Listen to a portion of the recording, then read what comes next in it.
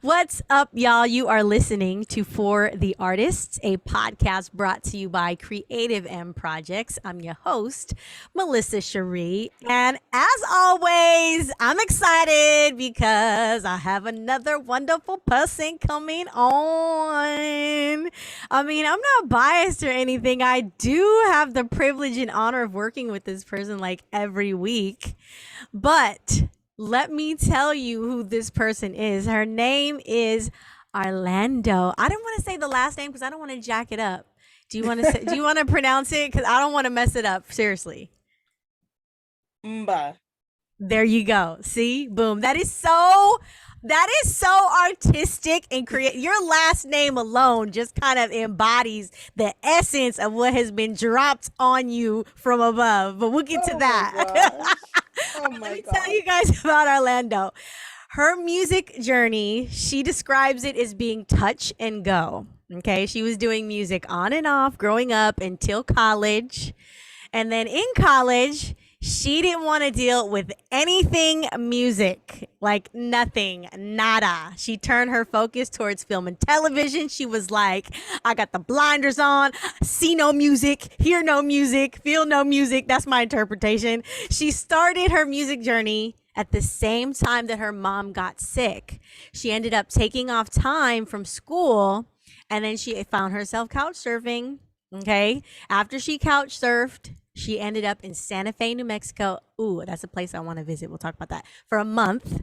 And then before leaving Santa Fe, her mom had a heart attack, guys. And she told her that she wanted to sing again. Now, not long after that, Orlando went back to school. She found her voice coach. She started taking voice lessons. Okay. After that, she started writing some songs. Her mom then passed in 2019, and she sang one of the songs that she wrote called Sweet Child of Mine. If you guys watched our Giveathon, you heard her sing this song. And if you haven't heard this song, oh, don't worry, because you're going to be able to download it, stream it, buy it. The song is, it's just a gem. I love that song. Okay, anyway, she sang Sweet Child of Mine at her mom's funeral. And from that moment on, she knew that music was what she was supposed to do. The one thing that you were trying to not have nothing to do with. Isn't that interesting how that happens? Yeah. Okay. So right now, she's in her last quarter of college, about to pass the finish line on that chapter. She's working on the production or different versions of Sweet Child of Mine. We can talk about that. She has a publishing administrative deal, and then she's writing songs for her EP. She's reaching out to artists and producers. She's on her collaboration tip. Orlando, welcome to the show. Thank you so much. I'm like, oh my god, I'm like, oh, this is me. Okay. This is you. This is you becoming the fullness of all you were created to be. And let me tell you, if you didn't know, now you know, because you can just play that back and hear it. You've Yeah. already accomplished a lot of things that many people in your age and position have not accomplished. Do you realize this? You know, it doesn't feel like it. And I think it's because I've been playing the comparison game to people Mm, that I really admire. But mm-hmm. like when I really think about it, I'm still kind of shocked that I'm at this place just because it didn't if you really asked me a few years ago, I would have thought, no, this is probably but it's so weird to be like, oh yeah, this is actually happening.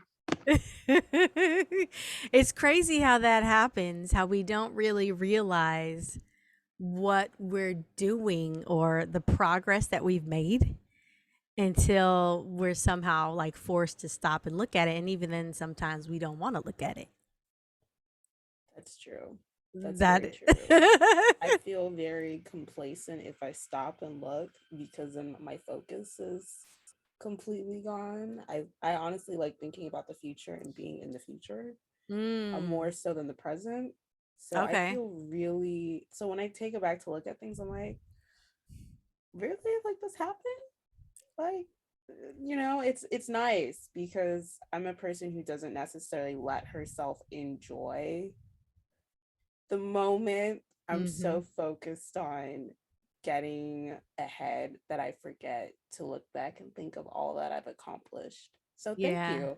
Yeah. You're welcome. I've read that book, The Power of Now. I don't know if you've ever read it or heard of it. I have heard of it. Okay. I should really read it again. What I love about that book is depending on where you are in life and like the season you're in, I feel like you can fit the lens. It's like, like changing glasses. Like, I don't know how to describe it. It's like if the sun is really bright, you can put your shades on.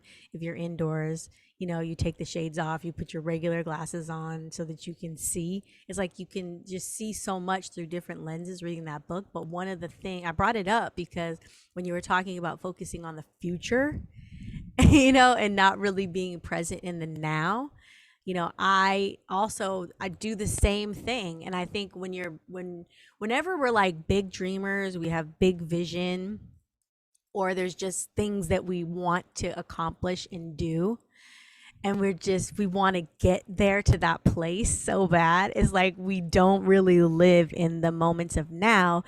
And I don't know, that book just is a great reminder to not be robbed of that, because there really is power in just staying right where like we are. There's power in it. Power. There's power. So, okay, you just said that you fall into the comparing yourself to some of the people that you admire. Tell us. I'm curious. Who are you comparing yourself to? Who do you admire? Oh my god. Um it's a really good question. Like I'm a huge fan of Whitney Houston. So Yes. I so like I like I'll and I really like Ariana Grande. Like I really love them. Mhm. Um and so sometimes I like compare and be like looking at my journey like this is not where I'll compare like man they were kind of farther ahead than I was, and then I had to look at my own journey and I'm like, you know, it may take me longer to get there. That's okay. I've been through a lot personally, even mentally and emotionally, that, you know, I'm grateful that I'm going through it now, Mhm. because it would be such a shame to get to where I'm going and then not be able to handle it. Mhm. So, and as much as I love Whitney, I can see like in her life how, because this was the only thing that she ever didn't really have good people around her, but also she just wasn't prepared to handle it. Mhm. Like as amazing as a gift as she had, she wasn't prepared to handle all the stuff that came with it. Like it was too much. And Yeah. so I always look at that as a tale of, it is great to want it. I'd rather have it when I'm actually at a point where I can handle it. And sometimes I wonder, will I ever be able to handle it? But I feel like when the time comes, I will be able to. So that's the way I look at it. So yes, kind of going back to Ariana Grande, Whitney Houston. I love Stevie Nicks. Um, I really love Rihanna.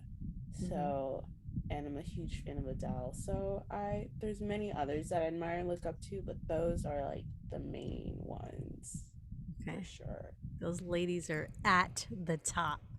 They're at my top. It's interesting though that when you talked about comparing yourself to Whitney, that you talked about comparing yourself in terms of like almost like the timing of your life, the timing of your journey. Because I think that the other trap that people fall in is comparing their actual talent, and you're not doing that. You know what I mean? Like comparing, your voice to their voice, or your looks to their looks. I mean, that's like a common trap, right? It is a common trap, and I've done it. Like I'm not gonna act like I haven't, but in terms of like the people that I liked, that I really look up to, who were able to maintain the success that they had, you know, I think that to me speaks more volume than the number of hits. Like when I think of the journey that I'm on, Mm-hmm. because of a lot of things that have gone on in my life, where I couldn't fully focus on music, like I realize that it's going to take me longer. So, or it may happen a little bit faster depending on how much I push myself and how much I go for it. So, I kind of look at it at that, because when I look at the comparisons, like at her journey, like I honestly, I love watching the documentaries on her. Mm-hmm. And at this point in her life, she was already in the spotlight, but it was like years of preparation before that. So Yeah. I look at it that way, and like she had like 10 year, like her whole life was leading up to it. Where I look at mine and I realize my whole life was not leading up to it. So I keep it in perspective, like I'm okay. Like the voice matures when you're around 25 years old. Mm-hmm. So I think of the maturation of my voice, where life wise she was at. She was kind of at the height, but she also didn't have like good people around her. Not everyone had the best in mind for her. So I keep in mind that, where I feel fortunate, where I'm like, you know, I I know that people in my family really have the best intentions for me, even if they do, and I may not align with them, that they do. Um, that mentally I'm okay. Mm-hmm. So I keep in mind, like holistically, like it's cool to be like career wise, yes, their career was smoking, but like personally it wasn't all that great in terms of everything else. So that's where I'm kind of like, it's really cool to look at their career and be like, they accomplished so much, but you look at the personal life and it's kind of like, so I keep that in mind more now, and I think it's just because I'm also older too. Mm-hmm. Yeah, I'm also older now than like a few years back, so I look at it differently. You've lived a little and you've experienced some things. Yeah, and my whole life wasn't centered around music, and I think that's sort of the difference that I've noticed. Like my life has I lived a life where music wasn't always the central focus. Mm-hmm. So I feel that I kind of like I can draw on experiences that are not related to my only interest and focus being music, which I'm really grateful for. Like Mm-hmm. it's like there's other things that I know outside of it, like, oh, there's this and there's that. So Yeah, that brings up a very good point, because, as an artist, it's like you can center your whole world around like one thing, and you can make that your focus. And there's obviously some advantages and disadvantages to that. But there was something that you said earlier, and you talked about how in your comparison, it's like, Whitney's whole life was all geared towards like music and moving her into, a position of fame and influence around, her talent and her music, and how, that wasn't your story, right? But what's interesting in that statement is that even though you were not focused in that way on, music being your life, like from a very young age or whatever, I mean, the idea of everything that you have lived from the moment you were born leading up to whatever it is that you kind of become or culminate into. Am I making sense? that makes sense. That makes total sense. So it's like there's different ways to kind of get to similar places. Doesn't mean you won't land in similar places, but you don't have to get there the same way. Yeah, that's what I'm realizing. Like it's not gonna happen the same way. Um and I do my best to like read about every person's bio, Mm-hmm. just so I get a sense of how how it kind of how their journey mapped out for them. So I mean, the other day, I think it was yesterday, I was reading about Sheryl Crow, who was Mm-hmm. an artist that I listened to a lot growing up. And her journey was, it was a lot more winding and it took her longer. So I was Mhm. like, oh, I wouldn't have known that, because some of the stories I read, it's just been super straight and narrow. And I think, and you know what, here's what I realized: sometimes the way biographies work, they make it sound like everything's a straight line when it's not. That's another thing to keep in mind when you're reading these bios. Like, Yes. not everything is a straight line. But I found, for me in my journey specifically, that I'm grateful that I went through the experiences, because I have so much I can write about. Hmm. So good. I love that you're reading up on people. You're probably too young to remember this magazine, but there was a magazine called Vibe Magazine. Do you know about that? Yeah, Vibe magazine. Is it Of still out? course. I think it's still out.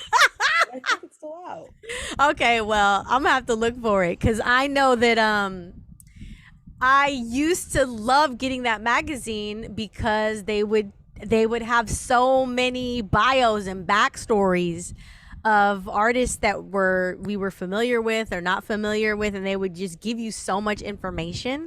And I loved getting the backstories. Yeah, the backstories are so interesting.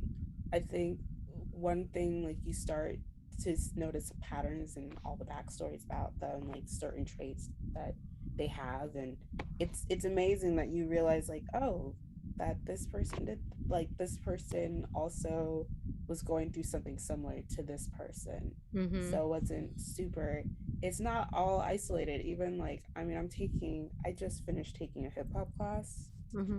um the beautiful thing about it is that we get to learn about the bios of all these artists. And you realize that the world is very interconnected. It's a Mm-hmm. lot more connected than you think. Um, Everyone comes up around the same time period. It's not really isolated. Like, I thought it was isolated, and I think it's probably the way that we in this country talk about success and how it looks like, when in reality it doesn't look like the way we think it looks like. And what I noticed is that a lot of these artists start out in a, not in a similar way, but their their paths intersect because they're always putting themselves out there. Like, they're bound to meet one another at some point, and you Mm-hmm. don't know who is going to be that person or that peer next to you. So it's a wonderful thing. Reading these bios giving me perspective that everyone's journey is different. No one's journey is the same. And what I've noticed now about reading bios in the past and bios of artists that I like now, that are relevant now, is that the industry has changed so much. So there's more that goes into it. Even though it's kind of funny when you read the Wikipedia pages, they'll probably state it in a way that makes it sound like whimsical, but really, but when I really looked into it, it's like, it's just a different time, and so things move differently. Mm-hmm. But there's certain traits in all the people that I've looked up that are the same. There may be differences, but there's certain things that I'm like, oh, this is, it follows like similar blueprints, I would say.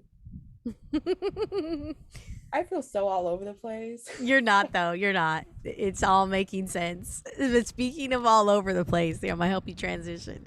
Let's get into your backstory a little bit because you talked about how your music was on and off, but you started young doing music. Like, what did you start doing? How did you start dabbling into music? Well, when I was growing up, the first musical thing I was introduced to growing up were like kid choirs. Mm. And like the school would have all these music choir, like have like music choir. And honestly, that was like my favorite thing. And then not long after that, I got into piano. So, and that was when I was about 7 years old, 6, 7 years old. And I played for about up until like fifth, sixth grade. And I was like, I actually got dropped from my piano teacher.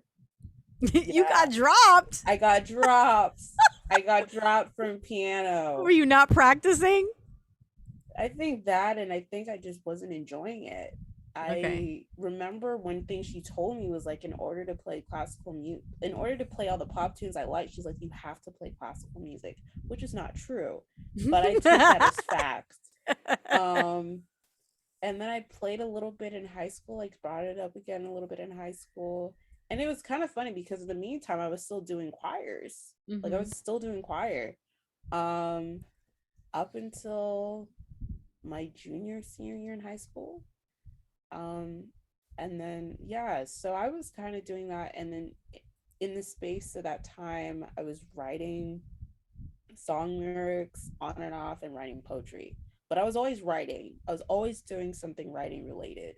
So, and then when I got into college, I was like, I don't really want to do anything with music. And that was because my senior year, I was doing plays. So I didn't really, I was like, I'm not going to really do music. And it was funny when I got in my freshman year in college, my dad was like, you should try out for a cappella.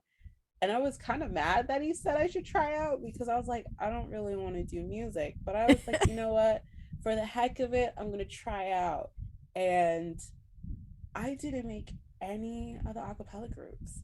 I got one call back, Oh. one call back, and I didn't make any of the groups. And I was like, okay, well, I gave it a shot.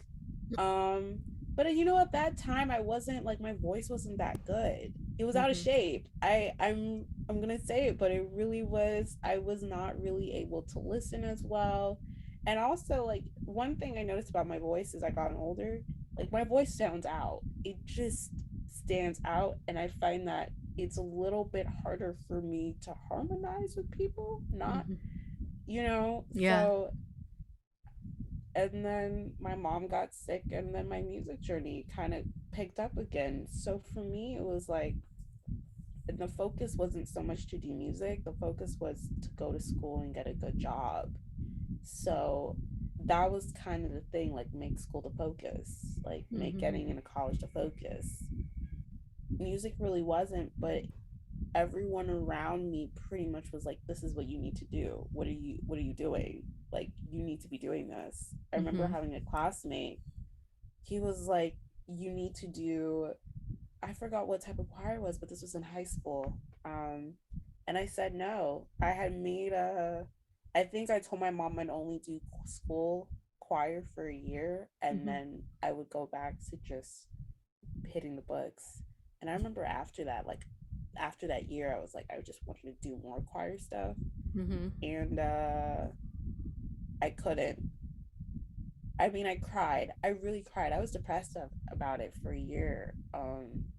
But About um, not doing music? yeah, about not doing choir, not doing music, because I really enjoyed doing with the people I was with. Hmm. And the only choir I really had access to was church choir, and church choir is not horrible. I just felt like it wasn't the right fit for me at that Hmm. time period. So, but every time I quit music or stopped doing music, I got really depressed and felt very lost. Even in college, even when I was doing film and trying to do TV, I felt very lost. It felt like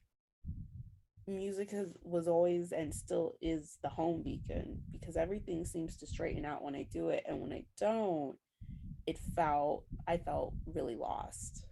But that's my musical journey up until recently. Okay. But after you sang, okay, so here's my question, because you said that you knew music was what you were supposed to do after Sweet Child of Mine, but was that during the writing of the song, or was it like the actual like singing and sharing of the song that you came to that epiphany, or was it a combination of both? When I was writing the song, I had no idea what I had. I really didn't know what I had. Um, it wasn't until I sang it at the funeral and I got a standing ovation that I realized I this is what I'm supposed to be doing. Why am I trying to do anything else? This makes no sense. And it's so weird to me that it took until my mom passed for me to really figure that out. Because I think people in different stages of my life up until that point were pretty much telling me this is what you're going to do. Like, I think you need to accept that this is what you're meant to do. And Mm-hmm. I had a really hard time accepting it because I was like, but this isn't, this doesn't follow the normal plan and framework, you know, Mm-hmm. of what I, of what I think I was raised up on. I think for the most part, a lot of times I just wanted to feel like if I could do something better than music, I'll be okay. But really, it honestly, what I've realized is that I haven't found anything that I do better than music. Mm-hmm. So for me, it was really, it was life affirming, but it was also a little, I think I was shocked because I think I was trying my hand and trying to do different things and not really taking the time to just sit and listen and be like, this is it. Like there were inklings, but I don't think I really took it seriously until that after it happened. So, Okay, Orlando, let's do a test real quick. Is your microphone on your headphone? yes.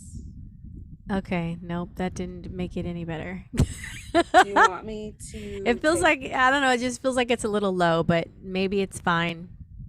Okay. I don't know Can if you you hear can. me now? Yeah, no, I can hear you. I was just trying to see if I could get the volume to come up because it seems low, but it's okay. You can be heard. Okay, thank you. So, whoever's listening, they can just pump it up. Pump it up! Oh, there's something that you said that I'm gonna hang on for a second because you said, you wanted to do something that was better than music, or it's the idea that there's something better than music, and that's another like kind of common society. I'm gonna call it a societal ill. Okay, you know why? Because in our society, it's an illness to think that arts are not like anything that's like music and dance and creative and expression, that it's somehow less than other things. Yeah, and like I was raised to think it was less than other things. And Mm-hmm. when I was in high school, a lot of the focus was you need to do a career in STEM. So anything that's creative needs to be on the back burner and should be something you do on the side. Mm-hmm. After singing Sweet Child of Mine, the funny thing was that every person who was like be STEM, they're like, oh no, no, no, no, you just need to do this. They're Ah. like, this is what you're meant to do. This is what you're supposed to do. Like, just do this. Like, we need to like get you a manager. We need to get you this. And I'm like thinking to myself, hold up. So these are all the people who were telling me that I should just be doing something STEM related. And here I am majoring in something that's humanities. Um, and it's weird to me because I think a lot of it has to deal with because it's the most secure. Like people know they'll find a job. And Mm-hmm. what I've found for me in these past couple years, nothing that I've really done has been super duper secure. Like everything's been in flux. So yeah, it's a societal thing. And I was a part of a program in high school and it was the same thing Yeah. where they're like, we see a lot of Black people wanting to be entertainers and being basketball players or singers and da da da da da.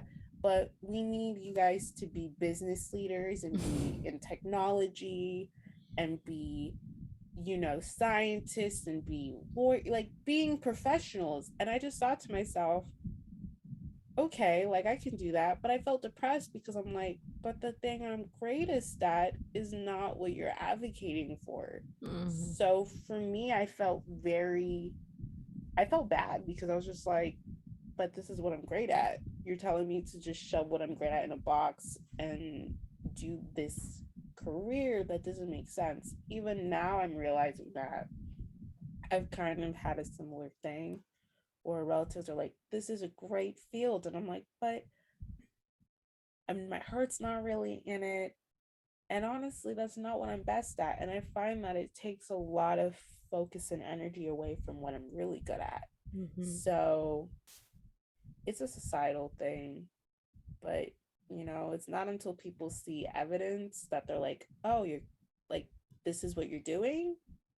Okay, this is just a pipe dream. And then, and it's not until they see the evidence that they're like, oh, like, we fully support you. And I wish it were differently where people would support you even without the evidence at first. Mm-hmm. But when I first sang Sweet Child of Mine, a lot of people didn't know that was singing, but my family knew. Like, my immediate family knew I sang the entire time.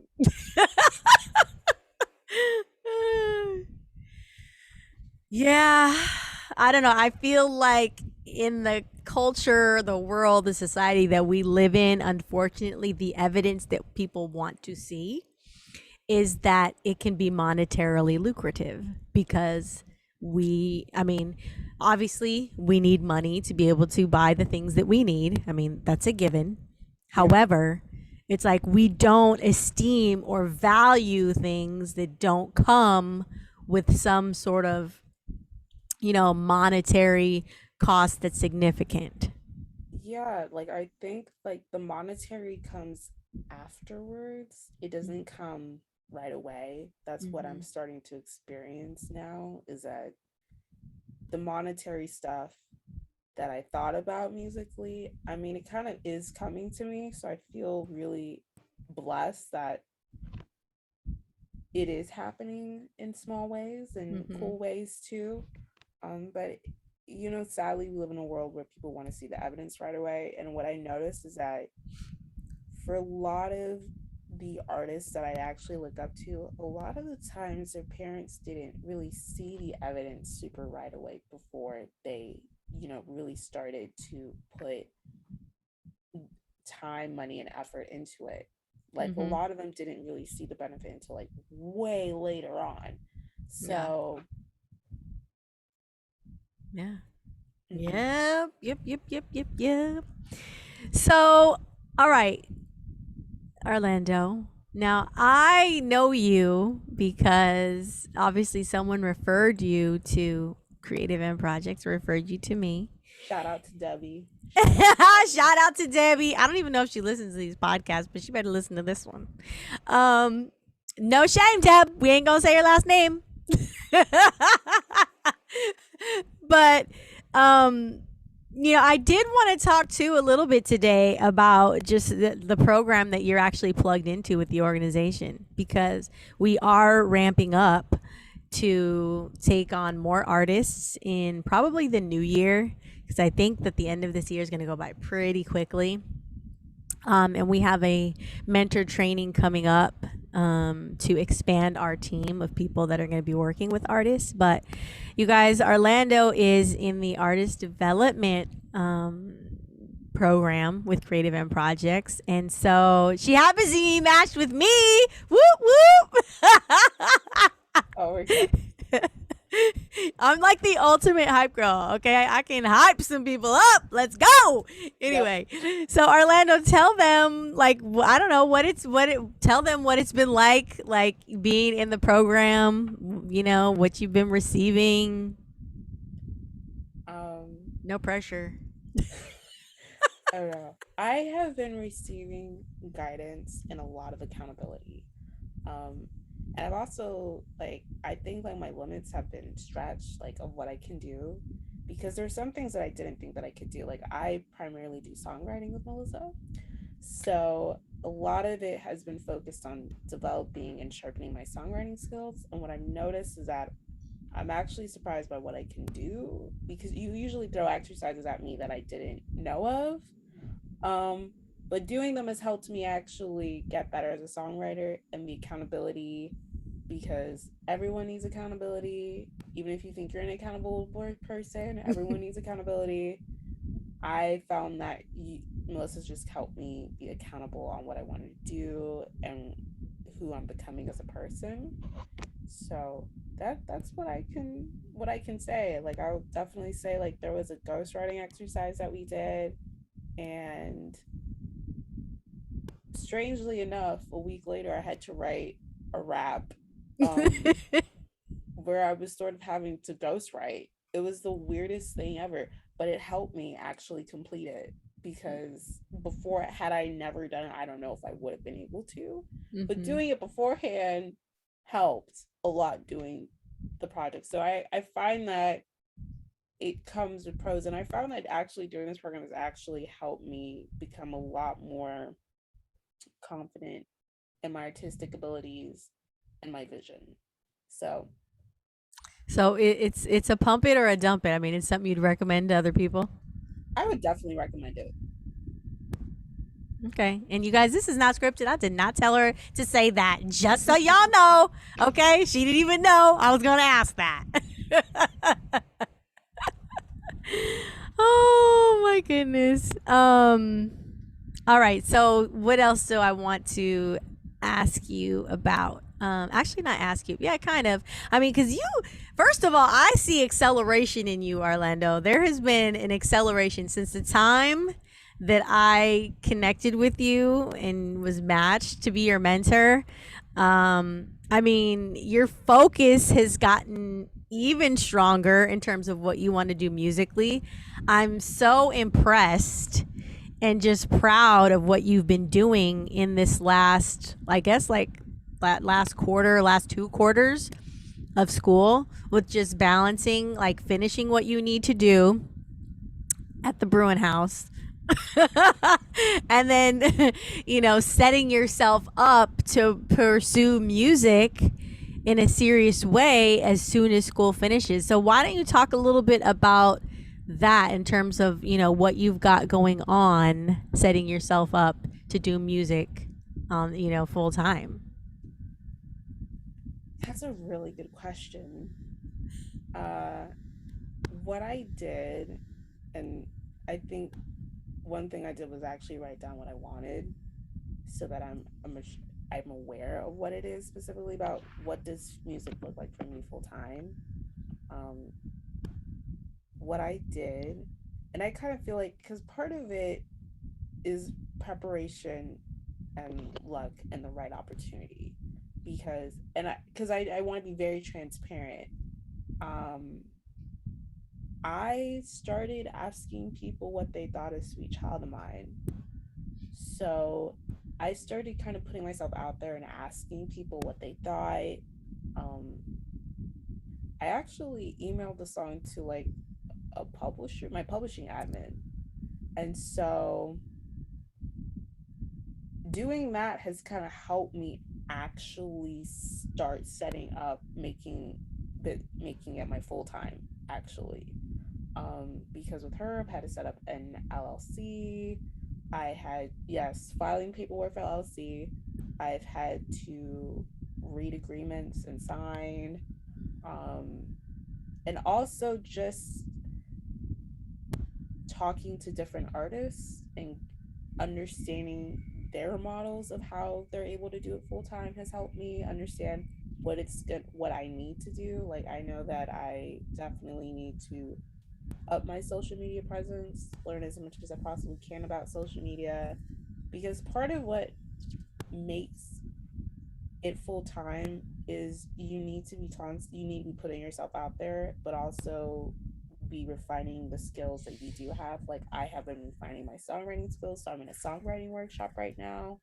Having like I write, I'm starting to write more and more every day. Um, what else? But I've just kind of been taking it step by step of the things that I need to do in order to become full time. I wish I had a better answer for your question, because this kind of happened, because for me it's happened a lot more sudden than I thought. I thought it would take me longer to start getting the things set up, but it's actually been in the last quarter that Mm-hmm. things have been getting set up. Yeah. Well, I mean, I really just wanted you to share about like, I mean, and you just did, but it wasn't like, I just wanted you to share, the fact that you did secure a deal, a publishing deal agreement. You are now, I mean, you're like not just doing music, but you're like a businesswoman. You have your own LLC. Yeah. and you're taking baby steps to move forward and what it is that you feel like you are supposed to do, which that's kind of a loaded statement. Supposed to do, when you think about it, it's like, okay, so what are you supposed to do? Like, who's telling, like, where's that coming from, You know, like honestly, I've had to do a lot of research online, Mm-hmm. and there's a lot that goes into it. There's a lot more that goes into it than I realized. It's not only just making it your full time, it's also figuring out and understanding the different sources of income Mm-hmm. that come in as well through doing your music and what you can do and like services you can provide. So there's a lot more that goes into it, I think, specifically because if you're just only looking to just solely make music, it's not going to be enough to fully support you. Does that make sense? Mm-hmm. Unless like you get to a certain, like at some point it will, but starting out it's not necessarily. So like I've had to look at different sources of income that people make or do associated with their music. So that's kind of helped me look at the fuller picture, like, oh, so this is what it really looks like to be full time. Mm-hmm. Mm-hmm. Which, I mean, that could take us down a whole nother rabbit hole that we're not going to get into, Yeah. because if you just look at some of the people that are most recognizable in terms of their music, or just even in general in terms of pop culture and influence, and you think of all of the things that they are selling and promoting, and what I mean, it's like they don't stick to just one thing, and that's because they're making money. Yeah. So I think, it's really important. And this is another reason why, our organization exists, is to just really be grounded in why you're doing what you're doing. You know what I mean? Like, money in and of itself is not necessarily bad, right? But if you, it's the intention behind it, Yeah. you know? So if your intention is good, then it's gonna all be good. But It'll all, if your intention is evil, I mean, that's gonna be seen. yeah, that's definitely going to be seen for sure. I think what I noticed is that what I read and what I've seen is that not not every artist comes into it thinking about it as a business, and that's something that's taken me a while to start seeing it as. Mm-hmm. Like, yes, you're doing music, at the same time you have to look at the business of it, because the business of it does actually help you be able to make better decisions with your music, which I didn't really understand until the more I looked into it. It's like, oh, so this is how this works. That makes so much more sense. Why this is there. So for me, it's just honestly, it's helped me feel more educated because I know other artists and they're not necessarily looking at the business side of things. Like they're only looking at the art side, and that's important. And the art side is great. There's also like you have to kind of balance it, and me, I'm just starting to find the balance between the two of how to look at it business wise, but also keep the artistic side of me flowing. Mm-hmm. Yeah. Well, I don't. How long have we been on? It hasn't been an hour yet. Nope, it is not. Okay, good. It's probably been like maybe 45 minutes. All right, all right. That means I can still talk a little bit more. Whoop whoop. Or are you getting tired of talking? No, I'm not. This is fun. I'm just Uh, getting amped. Like I'm starting to be like, oh, I feel more comfortable now. oh, you're getting amped. It's like you warmed up. It's like, when you have to go Exactly. sing, you got to warm up first. Exactly. All right. So, what sort of things, Orlando, are you doing to kind of keep yourself grounded? I talked about how your focus has become accelerated. Um, what sort of things are you doing to keep yourself in a nice, good, healthy space? Sleep. That's important. Um, Exercising. I think just like in the morning, I take time to just have like time for myself and not for anything else that's going on in my life. Mm-hmm. And that has definitely helped ground me. Breathing has definitely helped me ground me. Like when I wake up in the morning, shout out to Dot, my voice coach. She's like, you're gonna breathe. Like the first thing you're gonna do in the morning before you check your phone, before you do anything, is just breathe. And like Mm-hmm. there's different minutes, but like I find that helps me center and ground myself. Um, Also going for walks. Like there's a trail not too far from my house, and I find that just walking in the morning helps start out my day really well.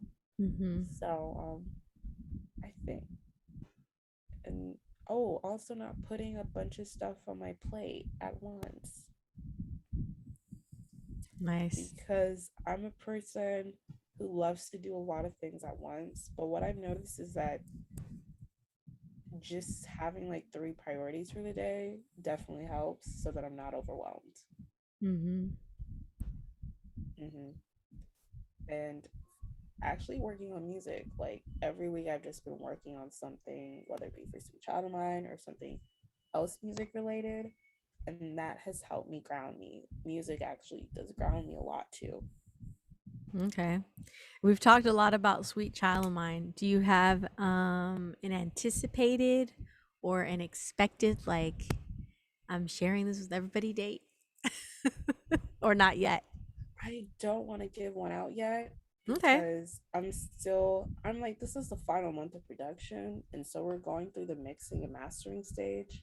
Mm-hmm. And until I really have that done and the video done, then I'll probably have a better time, like for a release date. Like my target has been shooting, I thought it would be November, and I realized that that's not going to happen. And it's Yeah. probably going to happen until I graduate. So after I graduate is when it's going to come out. Yeah. But you know what? That I love that I asked you that question. You know why? Because it's a great example of how we make some sort of plan, right? We set sort of a timeline or something that we're aiming for. Mm-hmm. And we may not necessarily hit it exactly, but it's like imagine what would happen if we didn't even do that at all. You know what I mean? So it's like just the importance of being able to say, you know what, I'm thinking about having this done at this time, and then if it doesn't work out, it's fine, but you're still moving in the direction of completion and getting it done. Yes. So that's the beautiful thing. I think like working on Sweet Child of Mine has definitely tested my patience because I wrote the song 2 years ago. Um, and the first time I demoed it was a little over a year ago. Um, and so now it's kind of funny being like a year later and it's like, oh, I'm almost done producing it. Um, it's tested my patience a lot, but it's been very rewarding because I now understand the power it has. And so I want to preserve that power any way that I can. And I feel like even though it's taking me longer, I know that it's going to come out super beautiful. You know, Yeah. I think that's where I feel proud knowing that I'm giving a great song. Mm-hmm. I'm birthing a great song. Whatever happens with it will be marvelous. I've already experienced what it's like to not have anybody listen to it. I've already experienced it. So like knowing so um it feels good knowing that I'm taking the time to do it justice. So I mean this it's weird because the song is going up for sync. And so I think that's also why I'm being really meticulous about it. Not to the point of like it needs to be perfect, but to the point where I'm like, is this the best that I can do? If I Mm-hmm. feel like I can do better, then I'm like, okay, let's push it. But if I feel like this is the best that I can do and it's time to release, I respect that as well. Your sound just went low again. I don't know what the heck. Can you hear me now? Yeah, No? it's doing something weird. I mean, I can hear you, but it's like it just got lower for some reason. Oh, That's weird, but we won't worry about it. I was gonna say that's the beautiful thing about authentic music, or music that's authentic in terms of like something that you experience or that resonates with you. It becomes timeless. It's like it doesn't matter how much time goes by. It's like the song still resonates. It still moves you. You don't get tired of it. yeah. I thought I would get tired of Sweet Child of Mine. At one point, I didn't want to hear it. So, but the more I worked on it, the more I'm like, wow, I I didn't realize how much a lot of people actually enjoyed working on it. Um, how they how they relate to it and how Mm-hmm. powerful it is. And so, you know, you don't really know how great a song is until like you sit with it over time and you're like, wow, this is great. Yeah. Hmm. All right. Well, I have a feeling that our sound is doing something weird. Okay. So,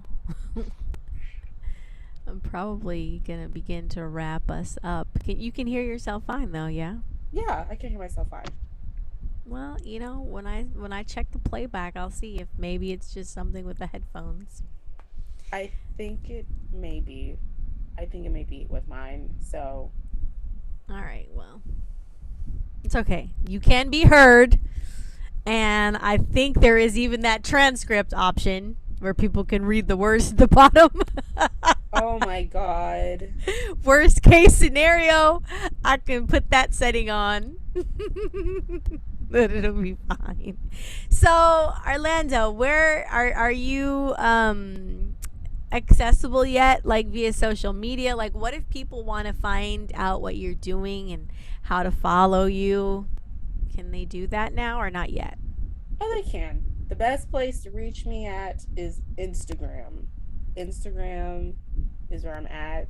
I do have Facebook, but I rarely go on Facebook, and I got a Twitter and I'm still like hesitant to go on Twitter. Um but Instagram is the place where I hang out the most, and I have a TikTok. Oh, So, and so what are you? What's your handles on those on Instagram and TikTok? on Instagram and TikTok, on Instagram it's Orlando Umba. So it's, and then there's like the underline Orlando Umba, and then TikTok I think it's just Orlando Umba. Uh, And you spell that MBA, guys. MBA is Orlando's last name. Last name. yes. Mm-hmm. Mm-hmm. Dope. Well, I mean, is there anything else that you want to share before I do some like announcements and housekeeping? Um, I would say, like, for anyone who really believes in their gifts as an artist, go for it. Um, you don't really know who you're gonna affect or touch. I honestly think that's the one thing that we don't really talk about, is sometimes we don't. I think it's when we're the one who has the gift or who has that skill or have that talent, we don't really think of it as highly as we should. Like, we don't value it as much, but I would say, like, value it as much as you possibly can, because the world will value you more if you value what you do just as much. So that's all I gotta say. That's good. You said a lot. And we're going to find out if they actually heard it. No. I'm just kidding, but I'm not. We got to bring the humor. Got to bring the humor. But on that note, I'm going to piggyback on that, Orlando. And I'm going to say, if you're listening and you feel like you have a talent and there's something that you're passionate about creatively, and you just really are kind of stuck, and maybe you don't know like what direction to go in, and you don't feel like you have a lot of support, and you're just struggling, I would say hit us up, okay? Creative M Projects, because we will do our best to connect you and match you with someone that can help you as you journey on, right? Because like Orlando's talked about and brought attention to this whole time, is like everybody's journey is different. It doesn't look the same, which shouldn't be surprising. I mean, we all have very different thumbprints. No fingerprints are like the snowflakes. We're all unique and different. So I would say you can reach out to us you can either call 818-934-0685, or you can go to the website, which is creativemprojects.org, and you can sign up to be in the Artist Network, which right now is absolutely free. In 2022, that may not be the case, but for the remainder of this year, it will remain free. And then on the website, it'll tell you a bunch of stuff that we got going on. Artist development. We're probably going to do another Courage from Chaos event pretty soon. I don't know if it's going to be local or if we're going to travel with that and go up to the Bay. That's still to be decided.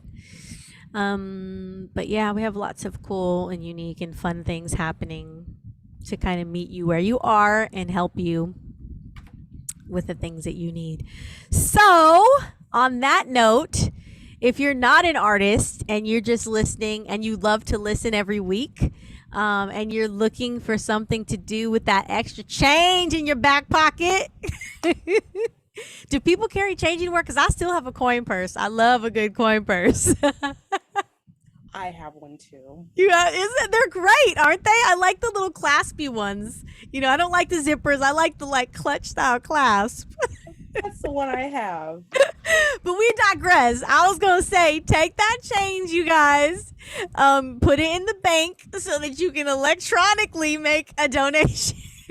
Or you know what? You could actually send us some change too. We will accept change in the mail. I'm going on record. But you can give at the website or on the website, creativemprojects.org. Or even if you go to our Instagram is number 4, the artist, because that's kind of like one of our slogans. We are for the artist. We have Linktree on there, and there's a donation link or button. So yeah. So do that, guys. It's also tax deductible because we're 501c3. All right. Well, I'm going to wrap up. You guys have been listening to Orlando. She is our we're featuring her as one of our Artist Network amazing people, artists, wonders to watch. That's going to be a new series. These wonders to watch. You are a wonder to watch, okay? And to behold, like a gem that has all this good stuff inside of you. But seriously, that is the truth. She's one to watch, and we are so happy and proud to have her as part of our Creative M Projects family. And we're just looking forward to all the things that you're going to be. Yeah. So this was For the Artist, a podcast brought to you by Creative M Projects. I've been your host, Melissa Sharee. And Orlando, say bye to the people. Bye, everybody. Bye. All right, you guys. Till next week, keep creating from the inside out.